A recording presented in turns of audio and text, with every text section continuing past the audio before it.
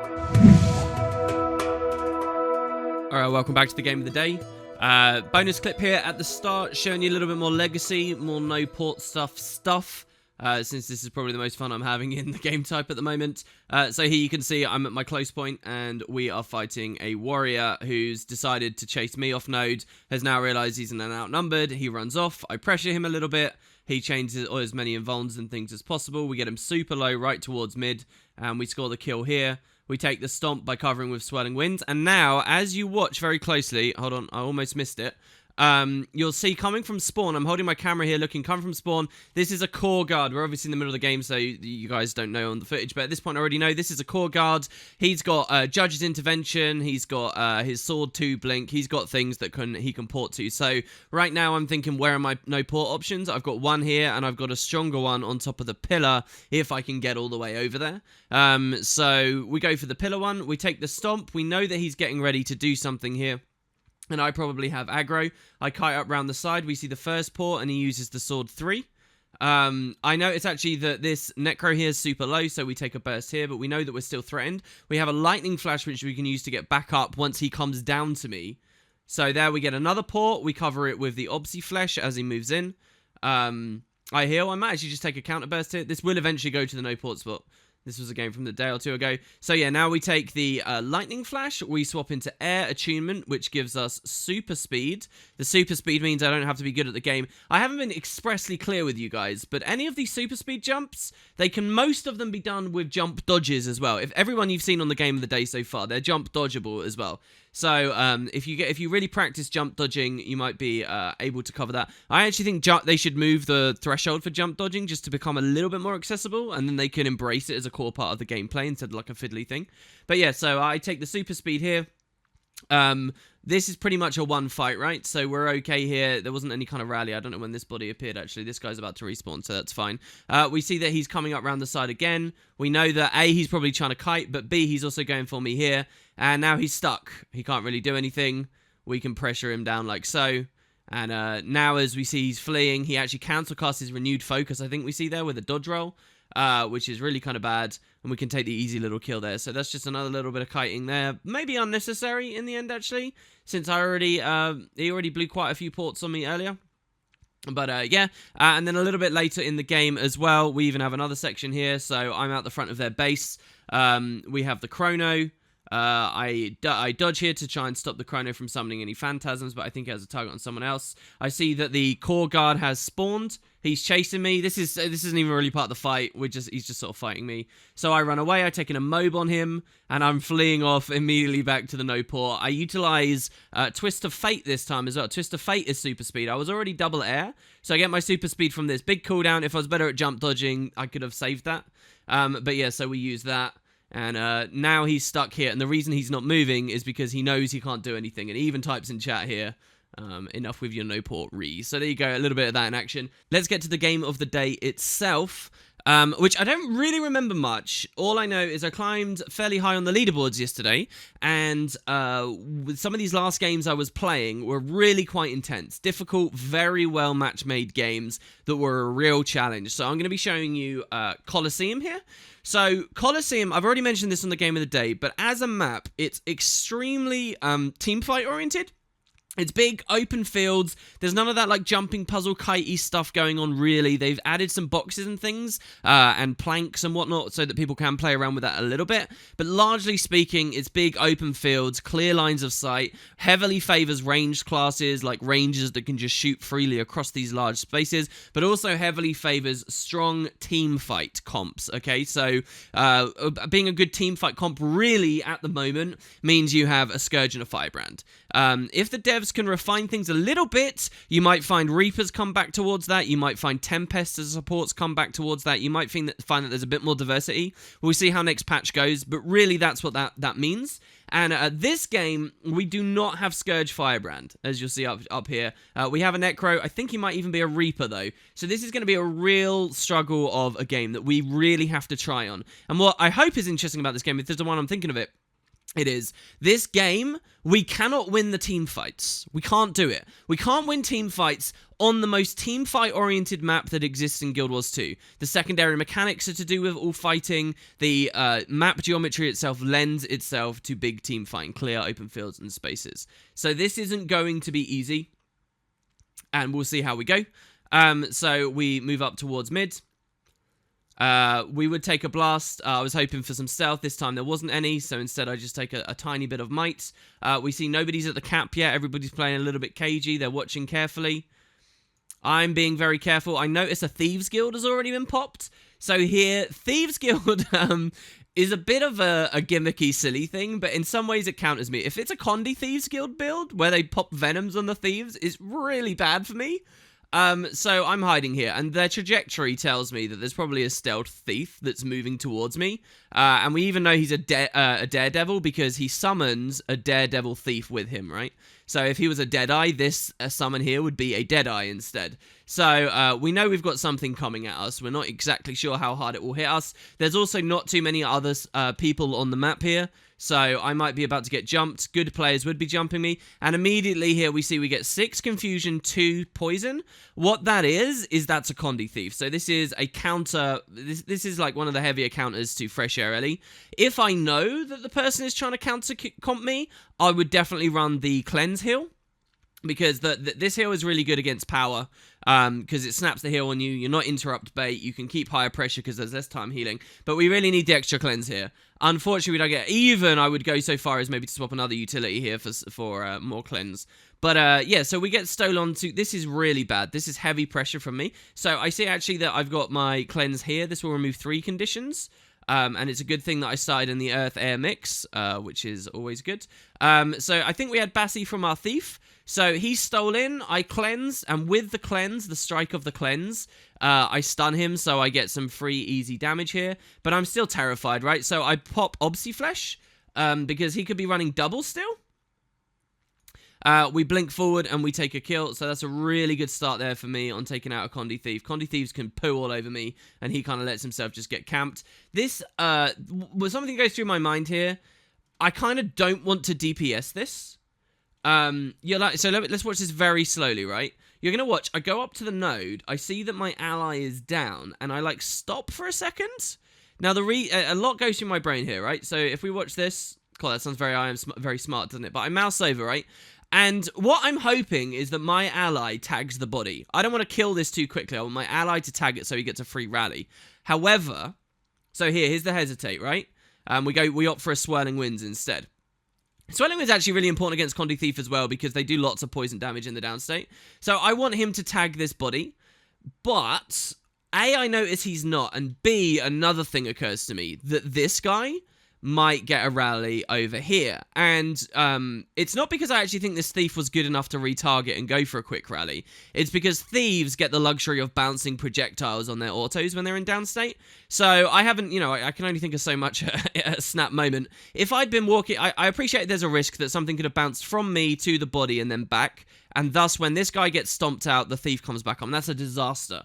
So my original instinct to give him time to go for a rally, I immediately just give up on. And it's a good thing too, because on the footage review here, so you can see I actually move my mouse, I go so far almost as to click this guy. It's a good thing too, because on the footage review here, I see he hasn't even noticed anything's going on. He's trying to auto the goddamn Mesmer for what reason, I have no idea. So we take the kill, it means that there'll be no rally. This stomp didn't go through, funnily enough. I guess the Mesmer retargeted? And so we even kill the Mesmer on their push on far. But now we get the Hollow as well. So this is really fascinating, actually. What happened at the opening mid here? Do you remember where there was all a lot of emptiness and not really much going on? That Thieves Guild, the Venom Thief, jumped me, and I can almost guarantee you that this Hollow also was in Elixir S, Toss Elixir S, which makes him stealthed. I can almost guarantee that they were both trying to push me. This guy probably hesitated a little bit, though. Which gave me time for the snap kill on the thief so he can't get in time, and now his only other opportunity is to take this. But at the end of the day, even though I've scored a kill, even though we've scored a downstate, I'm still outnumbered because they've just +1'd it again. So the enemy team, let's just be clear, has invested 3 players, the dead thief off screen slightly, 3 players into the far push. 2 of them died during it, but because they've invested so many, we're not gonna win this, alright? I'm actually really good against hollows on this match. But we're not going to win this, because this guy's going to rally as soon as this body gets cleaved out. My thief's body gets cleaved out. So at this point, what's going through my mind is, please, for the love of God, my team, win mid. Because they outnumber mid really heavily, because all their guys are over here and dying while they're at it. So this is what my mind goes to immediately, because I'm like, well, we've lost this because they've been aggressing us so much. He actually takes the port towards us. No way. Do we get the dream? Do we rally him? Do we rally him? No, we don't rally him. We almost rally him, but I do go back and go for it. You can hear even in the post-commentary there, I like that idea. So here we take a really sexy burst. Mesmers have got so much active mitigation and stuff, though, that we really can't do much here. It's a Condi Mez as well, which is really gross, and I wasn't expecting. So we have the 6 Torment, and I die. That's a greedy play from me. The second the Hollow was there, I should have just given up on it. But hey, it was closer than I thought, actually. The Mesmer downstate 2 sort of saved him because it stealthed him for a bit. So, mid was won, finally. And because it was one, this Mesmer, my allied Mesmer, has a chance to come in and take the res, which is really nice. We know that this guy is low. Something to note here, actually, that hopefully will make you guys better players. The order I do things when I go downstate is quite important. When you go downstate, one of the first things you want to do is look at the minimap, which is what I do here. So I look at the minimap and I see that I have my Mesmer incoming. And so when I Vapor Form, your default idea for a Vapor Form here would probably be to Vapor onto the node, to hold it contested, to force them to kill you instead of bleeding your body, so that you can at least respawn in time and you hold the contest rate. So most LEs would Vapor onto the node, but because I look at the minimap first and I see that I have a Mesmer coming, I Vapor away from my opponent to make him really have to commit if he's going to try and stop this res. And so that's something you guys want to do. Really think about looking at the minimap. The game isn't over when you go downstate. Always look at the minimap, especially if you're an LE and you've got like a thief who's going to try and stealth you when you're in Vapor Form or whatever, or there's like a portal around that a Mesmer ally might pop for you. There's all kinds of stuff. Be aware of where your team is. Always be vigilant, even when you're in downstate. It's something I'm not amazing at, but here I pull an okay play. So, this is a bit of an overzerg, because we're +2ing this right now. Thief leaves. It's all a bit messy right now, to be honest with you. I just want to snap this kill out, because I know he's used his stuff. Another evasion you saw there. I think that was maybe Signet based that time. This guy's running Moa as well. Serious 1v1ing. Here is kind of annoying. I wanted to take the full cap because I was a little bit condied. I was frustrated that this guy came back towards me. We need every bit we can. Mid has now been decapped. I don't think this is the game I thought it was. This isn't the game where we're fighting an uphill battle because we can't team fight. This is just a very glassy, sort of intense game. So there you go. So we burst the Condi Thief again, who just lets us. We roll some big FGS damage. I'm really frustrated now. Look how much pressure is coming here. Look how many kills we're scoring, but they're just not manifesting into any momentum because they just keep coming in. All these extra spawns, right, on our node. All these extra players, enemy players coming over here. This really is a sign. It takes them so long to do this. We should have the rest of the map at this point. We really should. And we have nothing, guys. We got nothing. So really, really frustrating start to the game, even just watching this back. So, useless Gale there. If we watch that back very closely, I think what I was doing was going for the Gale Blink combo. So let's watch here. We're bailing out. We're really lucky with that FGS3, by the way, getting us through the mob. So this guy flees. I'm holding the Invant. So watch, right? I'm going to try and use Lightning Flash and Gale. We do actually pop the Obsi Flash. I'm going to try and use it, but my cursor is here. And can you see this says no line of sight? Really gross here. So I'm trying to blink towards him to knock him down and then plasma beam him, and we know we've got this kill. He's fleeing, right? We know this is such an easy kill, but because my cursor is right here by the pillar, it says no line of sight. So really annoying. And there you go. You see it. Did you see the little circle there? No line of sight. And we don't get the blink, which wastes the Gale. Really frustrating here. The Invans here, by the way, were kind of nice because they do protect us from this clone, which would have just autoed some crap on us. I don't know whether they've got any movement CCs on them. Can't remember. But anyway, so we take the Plasma Beam anyway. It's just that the Gale was wasted. And yeah, we cleave that out. I don't use my Glyph Heal. I might be trying to save that so that... Well, we use it after the kill. That's fine. We just pressure him out really quickly. Probably it would have been better to just not use that at all. So Condi Thief, I'm really scared. I'm immediately moved for the Twist of Fate because he's about in steal range right here. So if he runs towards me and insta-steals, I get the evade on it. So we twist of fate. He's not a terrible thief because he doesn't steal immediately. But then he doesn't target me, which is a rookie error. He could have targeted me after that. Here I see it's a Dragon Hunter, another great target for me. Dragon Hunter's a good fight for this because I get lots of projectile hate. The Dragon Hunter tethers me. I go to break the tether so that he can't pull me in. This is the opposite of Magebane, right? So the warrior tether I showed you on the previous game of the day, this is the opposite. Now I want to break it so that I can't be pulled. The Dragon Hunter moves in beautifully. You'll also notice he's opting to stack burn on me while he's got me tethered, which is interesting. We turn it around for a burst. He survives on a tiny bit of health. I'm frustrated right now that I'm not running exploitation. If I was, he'd be dead. Still trying to find that perfect sigil combo, guys. We missed the Earthen Synergy to interrupt his 2, but we know he's pretty much out. A lot of these people aren't focusing me as much as they could be. So anyway, we get this kill. That's good. We got the Hollow as well. Hollow's another great target for us. He's low. Bit of an overzerg. So finally we're starting to get a bit of momentum. This is Coliseum, so I want the sword buff. I don't know whether on Game of the Day I've really talked about this very much just yet, but sword is incredibly powerful on any kind of bursty comp or any kind of bursty skirmishy +1e roll. This is beautiful. It not only means we'll guarantee a lot of spikes we otherwise wouldn't, much more quickly, much more efficiently, people can't play back against us, which is so strong, but also it causes instant stomps. In some ways, the instant Reaper stomps are from our kills when we have the sword. In some ways, they're really bad because we can't rot bodies and get a ton of value off of our kills, but for team fights, they're extremely potent, okay? So here I take a Plasma Beam right into a Distortion, but it doesn't matter because we get enough seconds with it. Massive overzerg there from me, really. I should have been mid and watching this respawn. So we get neutered. We got the Condi Thief. I'm pretty interested in that kill because I'm scared of him. We drop with swirls immediately. We interrupt the res. All the res has to do is... all we have to do is interrupt until the Reap goes through. He rallies, though, on my Hollow. So I'm really scared. He's PP Condies. So now I'm thinking, oh, maybe he's not so bad, actually. We go towards this guy. We play very aggressively here. We Obsidian Flesh in the Shade because we know the Shade can't hit us. And we're just rolling as much damage as we can because we know the second this guy goes down, it's a Reap. Yeah. So there you have it. We win that. We now have sides, and it's looking a little bit better. We get the Special Action Hotkey, which means we've had a ton of kills and 0 defeats. There's a low guy coming up here. We kill him. We know he's dead in stealth right now. Or he should be. I'd be surprised if he's not. Maybe he procced a second X. I think he procced a second S. So here, too much pressure on me, so I can't go for the res. Here, Elixir S stomp's going in progress. So I opt for the damage to kill him as the Elixir S ends. That was an automatic Elixir S, so we know he's not probably going to have perfect timing on it, which means that the Invulnerable won't cover the entire stomp, and indeed it didn't. So that's good. We see the Mesmers peeling out again. Our team zergs heavily towards him. He survives our Plasma Beam. We get the Combat Break, which is really luxurious. Back towards the Scourge here. I still, so Sword is now expired on us. Feels like that's expired really quickly. Get a really nasty Phoenix. I love those Phoenixes. They feel really good. We pull away. The Dragon Hunter's on us again. This time he double taps his F1 very smartly. I use the Invuln first, and then the Reflect second. That was really gross, so let's watch that again. This is really, really, really gross. So let's watch my skills here, okay? So the Dragon Hunter's going to pull me in. I'm going to be on Earth secondary, okay? We don't quite snatch out the Scourge kill. So watch this, okay? We get pulled. We've got our Earth secondary. We Invuln.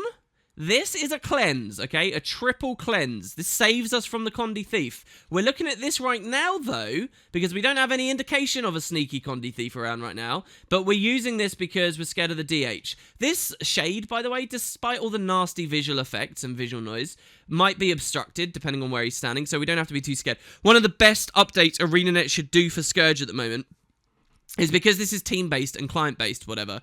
If they can turn off the red grossness and visual noise when an obstruct is in progress, that would be so good for spectating Conquest and stuff right now, because it's so ugly at the moment, and that would be such a good fix. It would let people see how much more capable they are of counterplaying these than they are. But here, so watch. I'm going to keep going, just running a few frames. We pop it. Just as we pop it, I mean, what is the timing on that? Like maybe a quarter of a second difference? Right as we pop it, we get stolen into by the Condi Thief. There was no skill to that play. There was no way he was counterplaying that. Pure dumb luck.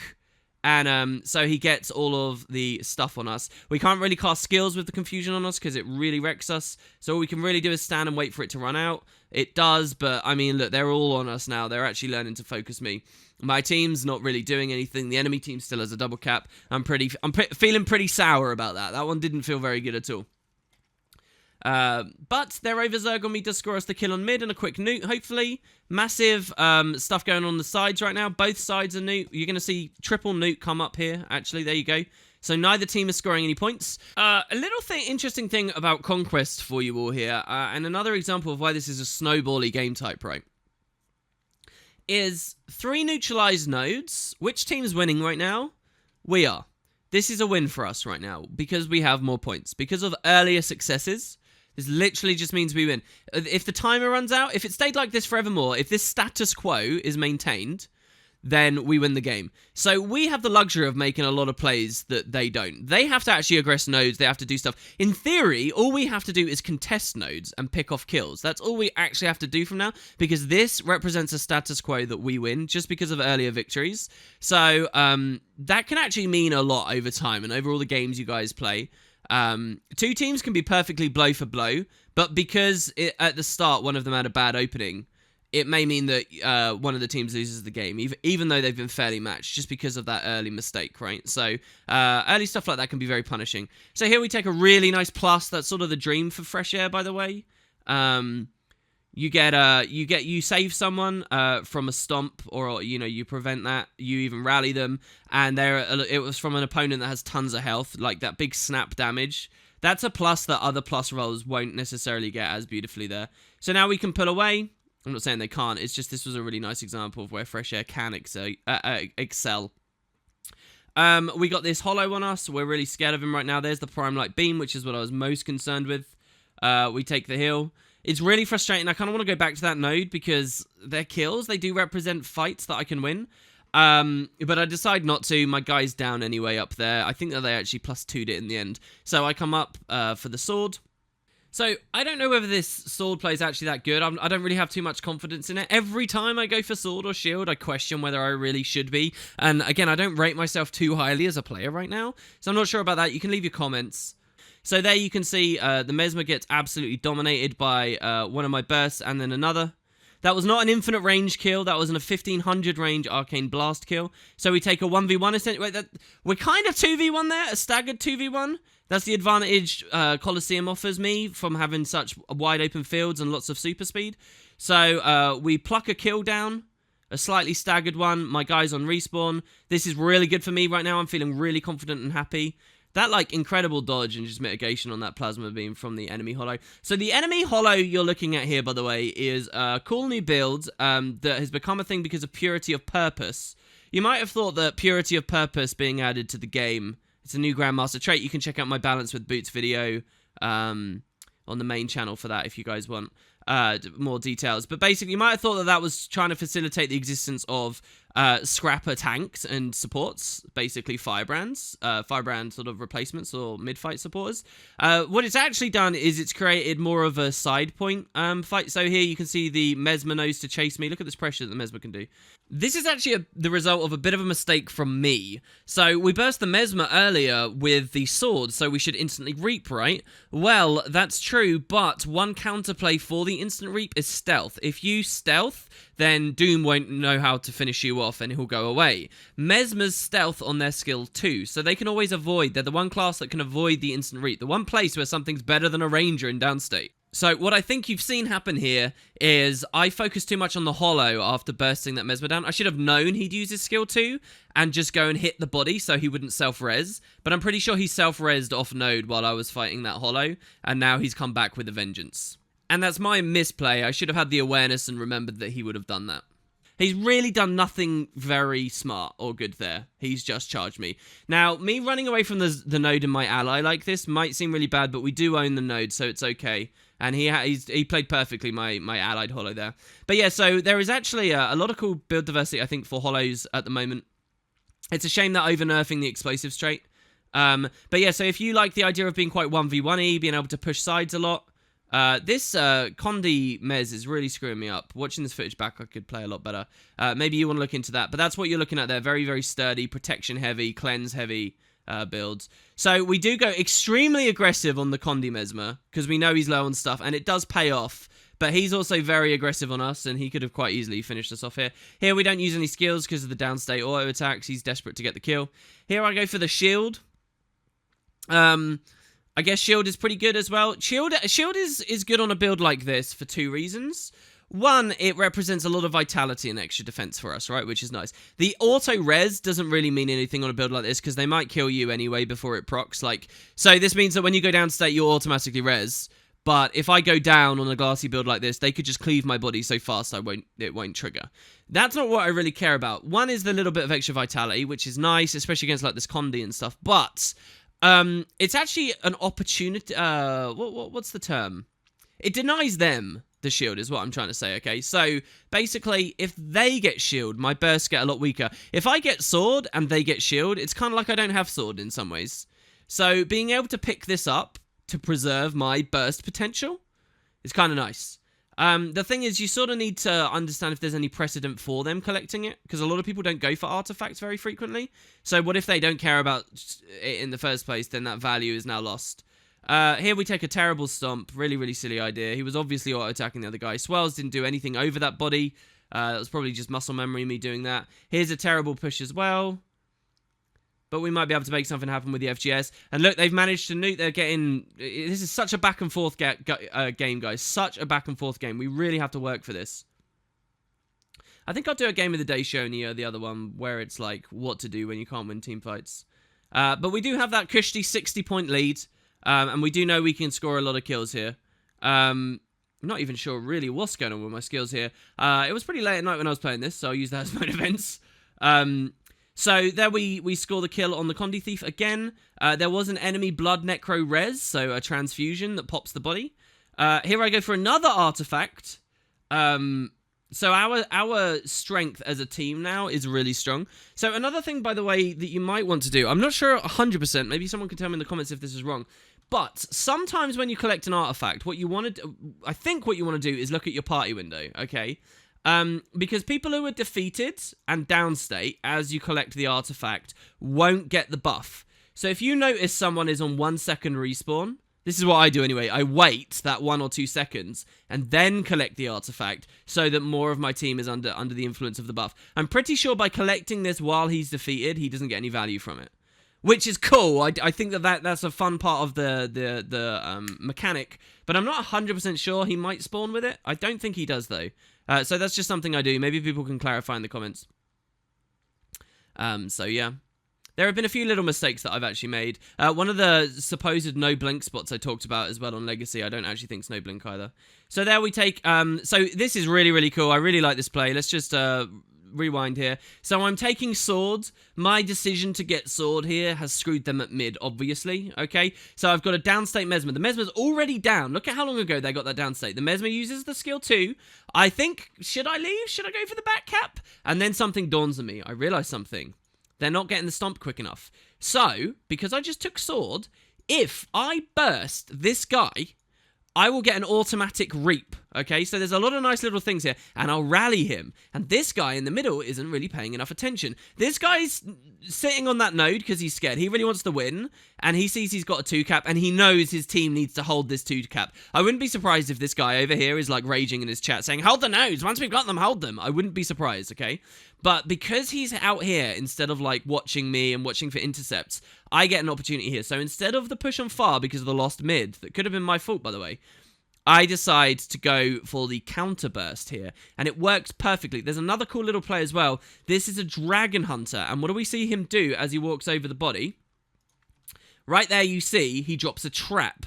Now, I don't know what that trap is, but I'm scared it's the heal trap. So what you'll notice, I play very passively here. Basically, if I take the... So we'll watch here. We'll take the counter burst. So he's now downstate, okay?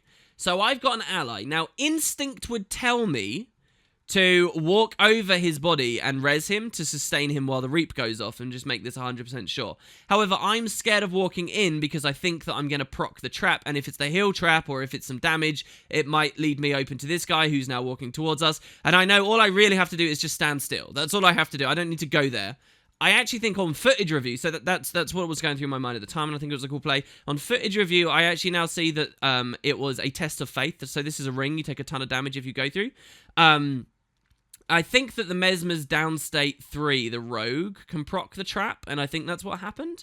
So now it's still fine for me to not walk anyway, because I'll take damage for going in. And don't forget, this is a Guardian, so if the Guardian uses his downstate 2, I would take damage from going through the trap, or have to blow endurance from going through the trap. And then he has a chance of knocking me back out of it and critting me again with this guy on me. It's just all a little bit gross and unnecessary, so we'll just watch the whole thing again. My mind at the time was just to take the passive play, and I just stand there and watch the reap go through, and we shift our focus to the Scourge. So watching this all here, we can see. By the way, you'll notice I dropped my static field there. That's really good sometimes. I'm hoping to give you guys a good play of the full damage trait, doing some stuff. So yeah, I just stand still. I retarget to the Scourge. We watch. We can push a Gale on him once his stability runs out, which it just did. There comes the rally. Here's the Thief. We line of sight the Thief around the pillar. We walk some little circles around it. We know he can't do anything. That's a shadow step ring, so we know he's moved. So we move around the thing again. We get a beautiful reflect. We have Sword. Look at the crazy damage. Don't forget, Sword doesn't just buff our damage. It's our entire team's.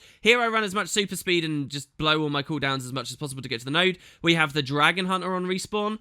This was really cool as well. I actually start playing really kind of well at the end of this, I think. So we have the Dragon Hunter on respawn. So we get a kill. This is 3 kills you're about to watch in progress. So twice already this game, you've noticed the Dragon Hunter has used his F1 on me. First time he used it to stack burns. Second time he used it to pull me. Now in this situation, this is kind of the reverse of the Bassi play that you saw on a previous game of the day. He's trying to pull me off so I can't decap, okay?